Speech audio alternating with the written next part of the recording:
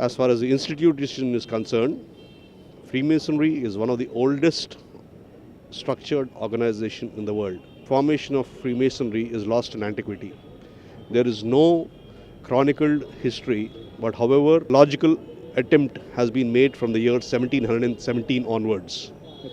From 1717 onwards, a logical history has been made.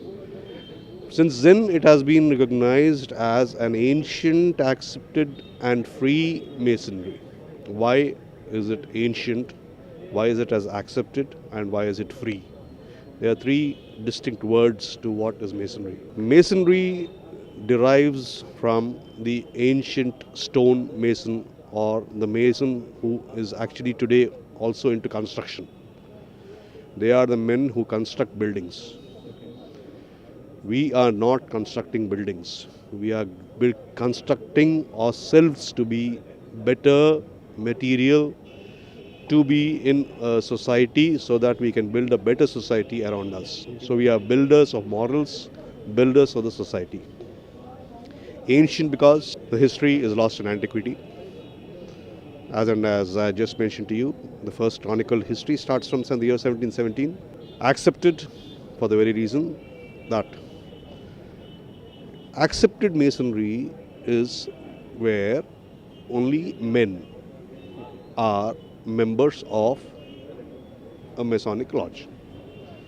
There are other bodies where women also are members, but they are not accepted masons. Similarly, free. We come here, we don't come here out of coercion. We don't come here of bonding. We don't come here out of slavery. We come here of our own free will. We are called here, we are not called here by solicitation. We are called here by invitation.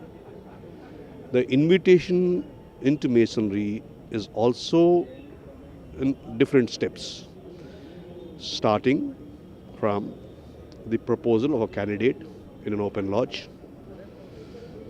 Then the candidate is checked, his antecedents are checked by a group of senior brethren who will ensure that he is a fit and proper member to be a part of this fraternity. Even before he enters, he is once again asked, are you coming of your own free will and accord, or are you coming out of coercion? Your freedom is your spirit. However, discipline values are something which are inculcated once you become a member of a Freemasons lodge. Discipline in the sense is, number one, timing. Time you start your meetings. They are always, if they are starting at 6:30 means 6:30 on the dot they are started. It's not 6:31, not 6:32. It is 6:30 sharp. That's it, number one. You have to value your time to understand other person's time.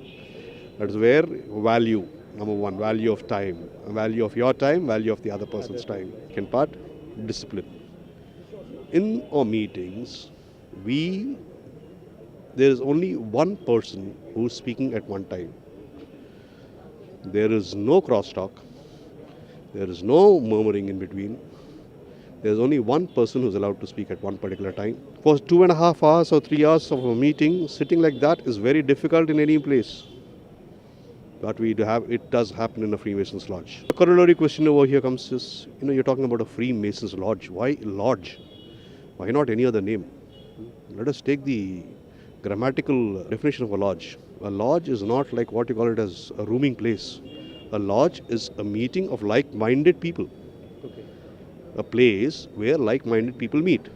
So this premises which you see, this is a lodge premises. The meeting where we have is known as the temple. Why is it known as the temple? There are three qualities which are very, very essential to be a Freemason. One is you should respect your God. Belief in respect of God. Whichever name you may worship him or her, whichever way you worship him or her, immaterial. It doesn't make any difference. Second, brotherly love. That is, you have to love your fellow human being. And third is relief. How can you be of solace to a fellow brother in his time of need, in his time of distress? These are the three things you should have to have a quality. Temple is called so because we do not have any idols nor anything inside. However, we have what is known as an altar. An altar, if you come across, is the place of worship. In our Freemasons Lodge, the altar consists of the volumes of the sacred law. That is the Bhagavad Gita, the Quran Sharif, the Bible, the Guru Granth Sahib, the Zendavesta, which are the volumes of the 5 major religions in the country. They are kept open on the altar. Those volumes are the morals which are taught to God, by God, to man, to practice.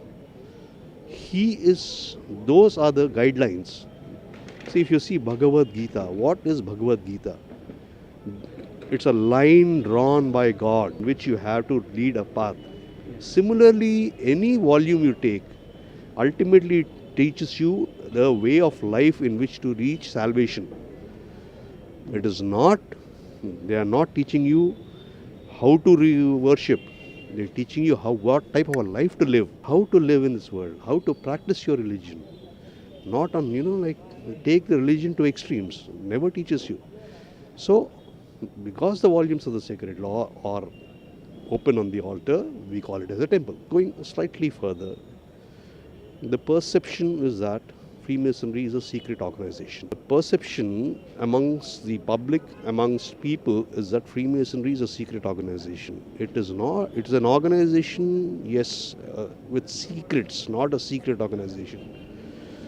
The secrets consist of modes by which we recognize each other. As simple as that. It is something like you have an ATM pin, you have an internet password, which you do not share with anybody else. Similarly, the grips, the words, the tokens that which we have, we share with only each other.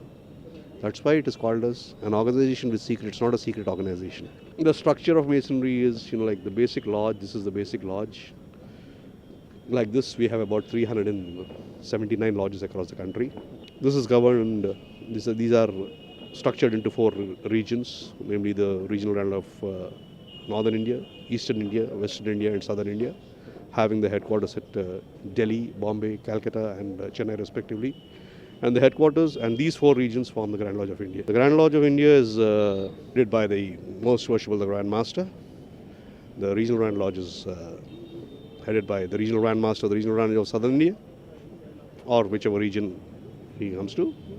And then they are assisted by officers. This is basically mainly for ceremonial and administrative purposes.